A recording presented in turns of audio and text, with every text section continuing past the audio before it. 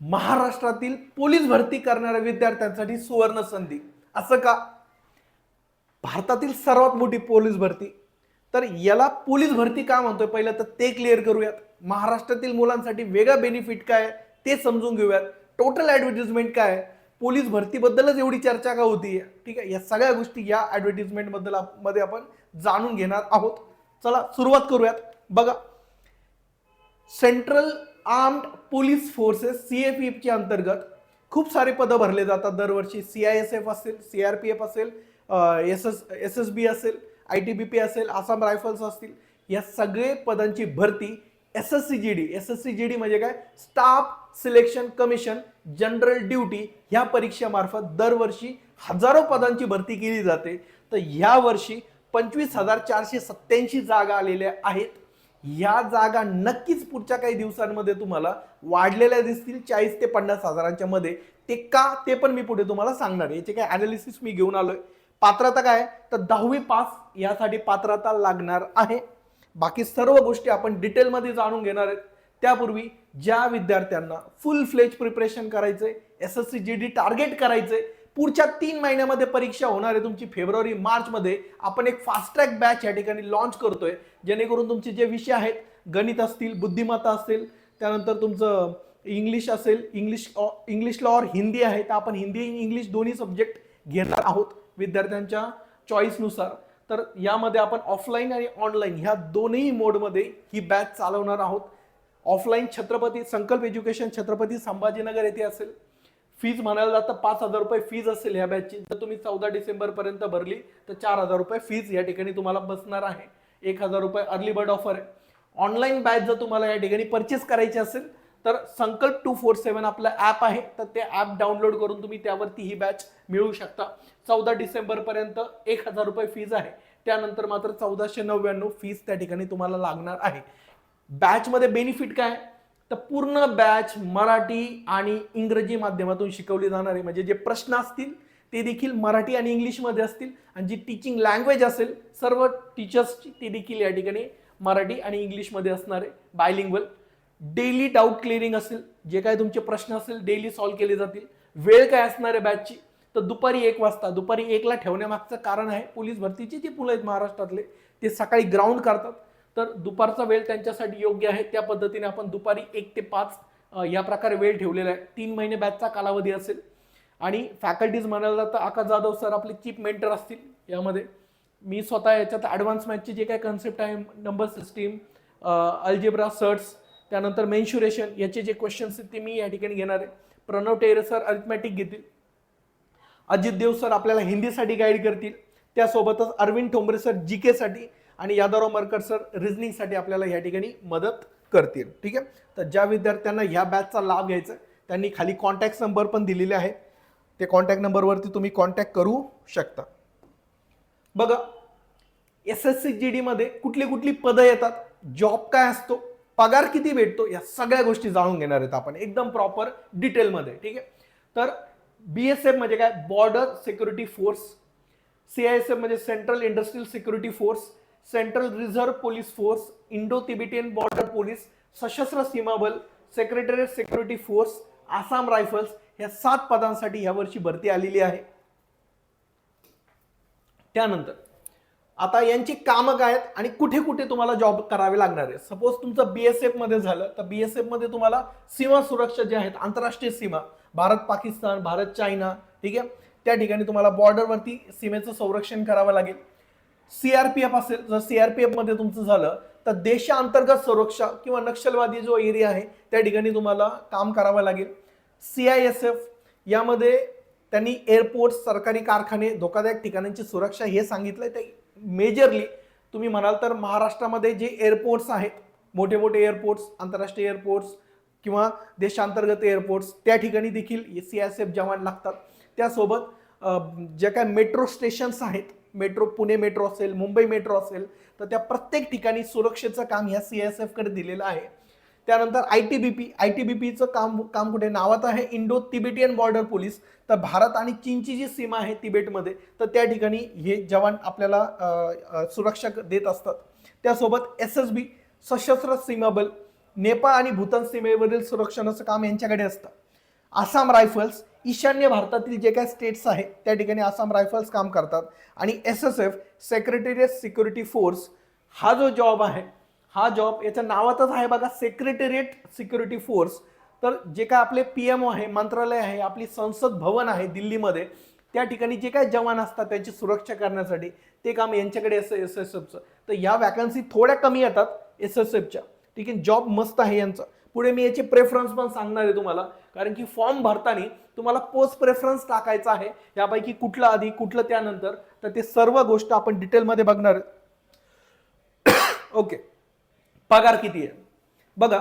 जर महाराष्ट्र पोलीस बद्दल बोलायला गेलं, जे पोलीस भरतीची तयारी करतात महाराष्ट्रातील, त्यांना माहिती आहे की जो इनिशियल स्टार्टिंग सॅलरी असते महाराष्ट्रातील पोलिसांची, तर ती साधारणतः 25 ते 30 हजारच्या दरम्यान असते. तीच सॅलरी या ठिकाणी इन हँड तुमची तर 35 ते 42 हजार, म्हणजे नक्कीच जास्त आहे. ठीक आहे, 40 ते 42, 35 हे मिनिमम आहे जेड सिटीमध्ये. एक्स आणि वाय सिटीमध्ये 40 ते 42 हजार आहे. यामध्ये तुमचा DA, HRA, travel allowance, risk allowance, hardship हे सगळ्या गोष्टी इन्क्लुडेड आहे.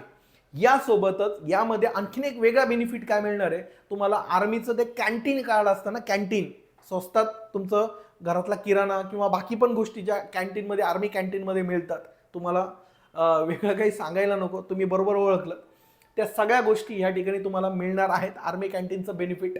ठीक आहे, कारण की हे जवानच आहेत, त्यामुळे जसं सीमेवर संरक्षण करतात आपले आर्मीतले जवान, तेच हे जवान आहेत. त्यामुळे त्या ज्या फॅसिलिटी त्यांना मिळतात सेंट्रलच्या, त्या सगळ्या फॅसिलिटी या जवानांना देखील मिळतात. आता काही जण विचारतील की सर GDचं ठीक आहे, पद कॉन्स्टेबल आहे, याच्यात काही प्रमोशन्स वगैरे होतात का? तर बघा, प्रमोशन बद्दल म्हणायला गेलं तर मी आत्ता मागाशीच काही जे CRPF मध्ये जॉब करत होते त्यांच्याशी बोललो, तर त्यांच्या म्हणण्यानुसार हे प्रमोशन्स या ठिकाणी कमीत कमी कुठलाही विद्यार्थी जर 22-23 या ठिकाणी कॉन्स्टेबलला जॉईन झाला वयाच्या 22 आणि 23ला, तर तो head constable, assistant sub inspector, ASI, sub inspector आणि फायनली इन्स्पेक्टर ह्या पदावर जाऊन रिटायर होऊ शकतो. आणि जर त्याने इंटरनल परीक्षा पास केल्या, विभागीय परीक्षा, तर त्याच्याद्वारे तो असिस्टंट कमांडर ही देखील जी पद UPSCतून भरलं जातं, ह्या ठिकाणी देखील तो जाऊ शकतो वयाच्या शेवटच्या काही वर्षांमध्ये. ठीक आहे, परंतु हे minimum head constable, assistant sub inspector आणि सब इन्स्पेक्टर हे प्रमोशन्स ऑलमोस्ट सगळ्यांना भेटतात जर वयाच्या 22-23 वरती तुमचं सिलेक्शन झालं तर. ठीक आहे, त्याच्यामुळे ग्रोथ देखील यामध्ये आहे. आता ऍडव्हर्टिजमेंट बद्दल थोडंसं जाणून घेऊयात की ऍडव्हर्टिजमेंट कधी आली. बघा, ऍडव्हर्टिजमेंट तुमची 1 डिसेंबरला आलेली आहे. लास्ट डेट आहे 31 डिसेंबर फॉर्म भरण्याची.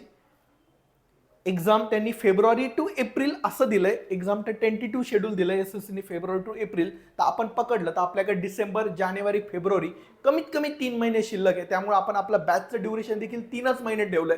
जर परीक्षा लांबली तर आपण अजून जास्त प्रॅक्टिस करून घेणार आहे. पेपर्सची PYQ सगळे प्रॅक्टिस करून घेणार आहे. ठीक आहे, त्यामुळे तुम्हाला बिलकुल घाबरायचं कारण नाही. क्वालिफिकेशन काय पाहिजे, तर जसं मगाशी आपण सांगितलं की 10th क्वालिफिकेशन पाहिजे, 10वी. आणि हे क्वालिफिकेशन कुठली कट ऑफ डेट तुमच्यासाठी आहे ती म्हणजे 1/1/2026. याचा अर्थ काय, 1 जानेवारी 2026 पर्यंत तुम्ही 10वी पास असल्याचा पुरावा तुमच्याकडे पाहिजे, तुमचा रिझल्ट आलेला पाहिजे. ठीक आहे, वॅकन्सीज बद्दल बोलूयात. तर मी जसं सुरुवातीला सांगितलं, वॅकन्सी आहेत 25,487. तर या वॅकन्सी तुम्हाला जे महाराष्ट्रातले जे काही विद्यार्थी आहेत त्यांना जास्त वाटत असतील, परंतु या वॅकन्सी सध्या कमी आहेत. बरोबर ऐकले तुम्ही, सध्या कमी आहेत. या वॅकन्सी कमीत कमी 50,000 येतात दरवर्षी. ठीक आहे, आता हे मी कशावरून सांगतोय, तर हा काही डेटा तुमच्यासाठी दाखवायला आलो मी, जो ट्रेंड आहे वॅकन्सीचा. 2019 मध्ये बघा 54,593, 2020 मध्ये 60,000, 2021 फक्त याच ठिकाणी वॅकन्सी कमी होत्या 25,000, 2022 मध्ये 50,000, 2024 मध्ये 46,000, 2025 मध्ये 53,000, जी आता जी ऍडव्हर्टिजमेंट झाली तिला 53,000 वॅकन्सी होत्या. आणि आता ही 2026 ची ऍडव्हर्टिजमेंट आली आहे तुमच्या समोर, हिला वॅकन्सी जरी 25,000 दिसत असतील, या वॅकन्सी नक्कीच वाढलेल्या असतील तुमच्या रिझल्ट नंतर. ठीक आहे, तर बिलकुल काळजी करायची नाही. एज काय, एज लिमिट 18 ते 23 या ठिकाणी सांगितलेलं आहे त्यांनी. SC/ST साठी 5 वर्ष रिलॅक्सेशन आहे आणि OBC साठी 3 वर्ष. ठीक आहे, तर तुमच्या एजनुसार, कॅटेगरीनुसार तुम्ही बघू शकता. त्यासोबत पेपर पॅटर्न कसा असतो, एकदम सुटसुटीत पेपर पॅटर्न आहे. 4 विषय असतात, 4 पार्ट आहेत. पहिल्या पार्टमध्ये तुमचा बुद्धिमत्ता हा विषय आहे. 20 प्रश्न बुद्धिमत्तेचे येणार आहे. 40 मार्कसाठी एक प्रश्न 2 मार्कला. त्यानंतर तुमचं जनरल नॉलेज येणार आहे, चालू घडामोडी जनरल नॉलेज, ज्याच्यामध्ये 20 प्रश्न येणार आहे 40 मार्कसाठी. त्यानंतर इलेमेंटरी मॅथमॅटिक्स, बेसिक लेवलचं गणित येतं, 10वी लेवलचं गणित, सिंगल वन लाइनर क्वेश्चन येतात, ठीक आहे, गणिताचे. तर त्याचे 20 प्रश्न 40 मार्कसाठी. आणि लँग्वेजमध्ये तुम्हाला इंग्लिश किंवा हिंदी असा ऑप्शन ठेवलेला आहे, ठीक आहे, इंग्लिश किंवा हिंदी. तर या ठिकाणी तुम्ही, तुमचं इंग्लिश चांगलं असेल तुम्ही इंग्लिश घेऊ शकता, नाही तर हिंदीचा ऑप्शन आहे. आणि परीक्षाची जर भाषा विचारली जाईल, परीक्षा कुठल्या लँग्वेजमध्ये होईल, तर परीक्षा मराठीत आणि इंग्लिश दोन्ही लँग्वेजमध्ये होणार आहे. फक्त तुम्हाला फॉर्म सिलेक्ट, ज्यावेळेस तुम्ही फॉर्म भरताय त्या फॉर्ममध्ये क्लिअरली मेन्शन करायचं आहे, त्या ठिकाणी विचारलं जाईल लँग्वेज ऑफ एक्झामिनेशन, तर त्या ठिकाणी तुम्हाला मराठी टिक करायचं आहे, जर पेपर मराठीत पाहिजे असेल तर, ठीक आहे. जर तुम्ही पेपर मराठीत क्लिक केला तिथे मराठी लँग्वेज आणि एक्झामला गेले, तर तो प्रश्न, एखादा क्वेश्चन तुम्हाला इंग्लिशमध्ये पाहिजे असेल मिळून जाईल. पण जर तुम्ही एक्झाम लँग्वेज फॉर्म भरताना इंग्लिश केली तर मराठी होत नाही, ठीक आहे. कळलं तुम्हाला? मराठी केलं तर मराठी इंग्लिश दोन्ही पण होईल, पण इंग्लिश केली तर मराठी होत नाही. त्यामुळं व्यवस्थित फॉर्म भरायचा आहे. त्यासोबत फॉर्म कुठून भरायचा आहे सर? फॉर्म तुम्ही 2 ठिकाणावरनं भरू शकता. एक तर ssc.gov.in गव्हर्नमेंटची ही वेबसाईट आहे, किंवा ॲप आहे जे यांचं SSCचं जे ॲप आहे माय SSC, याच्यावरनं देखील तुम्ही फॉर्म भरू शकता. गव्हर्नमेंटची वेबसाईट ssc.gov.in आणि माय SSC ॲप, तर ॲपवर पण भरू शकता. यामध्ये काय करायचं, सुरुवातीला तुम्हाला 1 टाइम रजिस्ट्रेशन, जर तुम्ही अजूनपर्यंत कधी SSCचा फॉर्म भरला नसेल, पहिलं काम तुम्हाला करायचं आहे 1 टाइम रजिस्ट्रेशन, OTR करायचं आहे. OTR केल्यानंतर प्रॉपरली व्यवस्थित त्या ठिकाणी ईमेल ID फोन नंबर टाकून OTR करायचा, सगळ्या डिटेल्स भरायच्या आणि मग तुम्हाला फॉर्म भरायचा आहे. फॉर्म भरताना काही अडचण आली तर तुम्ही या नंबरला कॉन्टॅक्ट करू शकता. महादेव बिरादर म्हणून आपला या ठिकाणी ॲडमिन आहे, तर हा फॉर्म भरण्यासाठी तुम्हाला मदत करेल, ठीक आहे. त्याचा नंबर मी या ठिकाणी मेन्शन केला आहे. तुम्हाला फॉर्म संकल्प एज्युकेशनमध्ये फ्री ऑफ कॉस्ट आपण फॉर्म भरून देणार आहोत, ठीक आहे, फ्री ऑफ कॉस्ट, कुठली फीस तुमच्याकडनं घेणार नाही आहे. आता महत्त्वाच्या मुद्द्यावर येऊयात, ते म्हणजे पोस्ट प्रेफरन्स कसे भरायचे, ठीक आहे. तर यामध्ये बघा, जे सेक्रेटेरिएट सिक्युरिटी फोर्स आहे, ज्याच्यामध्ये मंत्रालयामध्ये किंवा संसद भवना शेजारी जे काही जवान लागतात, तर ते SSF आहे. याच्या जागा कमी आहे, 40च्या आसपास आहे, पण पोस्ट चांगली आहे. जर दिल्लीत परमनंट दिल्लीत पोस्टिंग पाहिजे असेल तर SSF भरा. CISF central industrial security force, आता याचे जे जॉब आहेत हे पूर्ण भारतात आहे CISFचे, कारण की तुम्हाला माहिती आहे जिथं मेट्रो आहे, त्यानंतर जिथं एअरपोर्ट आहे, त्या प्रत्येक ठिकाणी CISF जवान लागतात. त्यामुळे ऑल इंडिया पोस्टिंग तुमची होऊ शकते, महाराष्ट्र देखील मिळू शकतं CISF मध्ये. जर तुम्हाला फक्त महाराष्ट्रच पाहिजे तर SSF खाली घ्या, CISF CRPF वरती घ्या, कारण की CISF आणि CRPF मध्ये तुम्हाला महाराष्ट्र पोस्टिंग भेटू शकते. तर महाराष्ट्रातील विद्यार्थ्यांना बाहेर जायचं नसेल तर CISF आणि CRPF ह्या 2 गोष्टी वरती घ्या, बाकीची गोष्ट खाली टाका, ठीक आहे. नाही तर जनरल, जर तुम्हाला ग्रोथच्या दृष्टीने, प्रमोशन्स दृष्टीने जर बघायचं असेल तर SSF, CISF, CRPF, SSB, BSF, ITBP आणि आसाम रायफल्स या सिक्वेन्समध्ये देखील तुम्ही फॉर्म भरू शकता, ठीक आहे. आता याच्यात जॉब कुठे आहेत, काय आहेत, त्या सगळ्या गोष्टी मी तुम्हाला सुरुवातीच्या काही PPTs मध्ये व्यवस्थित सांगितलेलं आहे. तर त्या दृष्टीने तुम्ही याचा निर्णय घेऊ शकता. फॉर्म फीज किती आहे तर बघा, 100 रुपये फॉर्म फीज आहे जनरल कॅटेगरीच्या विद्यार्थ्यांसाठी. मुलींसाठी फॉर्म फ्री असतो. सेंट्रल गव्हर्नमेंटचा कुठलाही फॉर्म मुलींसाठी फ्री आहे. SC ST असतील, एक सर्व्हिसमन असेल, यांच्यासाठी देखील हा फॉर्म फ्री असतो, ठीक आहे. तर जास्तीत जास्त संख्येने फॉर्म भरायचा आहे. सर एक्झाम सेंटर कुठे येईल, तर एक्झाम सेंटर म्हणायला तर महाराष्ट्रामध्ये बघा, अमरावती आहे, छत्रपती संभाजीनगर आहे, संभाजीनगर आहे बघा, इथं देखील आपण फॉर्म भरू शकतो. जळगाव आहे, कोल्हापूर आहे, मुंबई, नागपूर, नांदेड, नाशिक, पुणे, महाराष्ट्रात ऑलमोस्ट सगळ्या मेजर सिटीमध्ये एक्झाम सेंटर दिल्या कारणाने बिलकुल टेन्शनचं काम नाही आहे, कुठे लांब जायचं नाही आहे तुम्हाला. आता सिलेक्शन प्रोसेस कशी असेल, मागाशी जी आपण एक्झाम बघितली बघा, 160 मार्कची तुमची एक्झाम होणार आहे. ती एक्झाम सिंगल स्टेज एक्झाम आहे. ती एक्झाम झाल्यानंतर तुमची physical standard test, physical efficiency test, ह्या 2 टेस्ट होतील. त्याच्यानंतर तुमचं डिटेल्ड मेडिकल होईल. या ठिकाणी नॉर्मल फिजिकल टेस्ट होईल तुमची, मेडिकल तुमचं ह्या स्टेजला होईल, DV आणि डिटेल मेडिकल एक्झामिनेशन DME ह्या स्टेजला. आणि एकदा तुमचं सगळं झालं की फायनल रिझल्ट लागेल आणि मग तुमची जॉईनिंग. तर अशा प्रकारे सुटसुटीत आहे एक्झाम. एक्झामचे मार्क्स कळाले का मग तुमची फिजिकल स्टँडर्ड टेस्ट आणि फिजिकल इफिशियन्सी टेस्ट, या 2 टेस्ट होणार. त्याच्यानंतर तुम्हाला डिटेल्ड मेडिकल एक्झामिनेशन DVला बोलवलं जाणार आणि मग नंतर तुमचा फायनल रिझल्ट आणि मग जॉईनिंग, या प्रकारे ही प्रोसेस असणार आहे. यासोबत SSCने ह्या वर्षी एक नवीनच गोष्ट केली आहे, म्हणजे जे जर अजून तुम्ही SSCचे फॉर्म भरले नसतील कधीच, तर बघा आधार, त्या ठिकाणी आधार बेस ऑथेंटिकेशन, तुम्ही आधारचा नंबर वगैरे किंवा आधार ऑथेंटिकेशन केलं तर एक्झाममध्ये गेलात त्या ठिकाणी तुमचा थंब मॅच झाला नाही किंवा तुमची साईन मॅच झाली नाही, तुमचा चेहरा मॅच झाला नाही त्या ठिकाणी सिस्टीमशी, तरी घाबरायचं कारण नाही तुम्हाला, कारण की तुमचे आधार डिटेल्स ऑलरेडी त्यांनी घेतलेले असणार आहेत. ठीक आहे, त्यामुळं जास्तीत जास्त मुलांनी ह्या ठिकाणी ज्यांना शक्य आहे त्यांनी आधार बेस ऑथेंटिकेशन फॉर्म फिलअप करताना करूनच घ्या, म्हणजे एक्झामला गेल्यानंतर तुम्ही निश्चिंत जाऊ शकता, कुठलाही प्रॉब्लेम तुम्हाला येणार नाही. ठीक आहे, तर अशा प्रकारे ही ॲडव्हर्टिजमेंट आपण डिटेल्ड डिस्कस केलेली आहे. ज्या विद्यार्थ्यांना ह्या बॅचचा लाभ घ्यायचा आहे, लवकरात लवकर एनरोल करायचं. बघा 14 डिसेंबरपर्यंत फी 4000 आहे ऑफलाईनमध्ये. ऑफलाईन बॅच होणार आहे छत्रपती संभाजीनगर येथे. आणि जी ऑनलाईन बॅच आहे, ज्या विद्यार्थ्यांना इकडे येणं शक्य नाही त्यांच्यासाठी फीज आहे 1499. 14 डिसेंबरपर्यंत या ठिकाणी फीज भरल्यास 1000 रुपये या ठिकाणी फीज असणार आहे.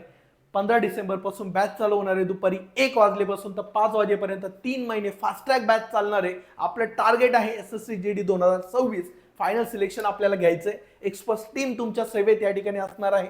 ठीक आहे, तर तुम्हाला याच्या व्यतिरिक्त काही जरी डाऊट असतील, ठीक आहे, याच्या व्यतिरिक्त काही जरी डाऊट असतील तर माझं नाव, नंबर आणि ABD संकल्प एक तर तुम्ही या ठिकाणी डाउनलोड करू शकता. त्यासोबत ABD संकल्प शिवाय आपलं जे इन्स्टा आहे, इंस्टाग्राम चॅनल SSC संकल्प SSC रेल्वे, संकल्प SSC रेल्वे तुम्ही सर्च करा इन्स्टावरती.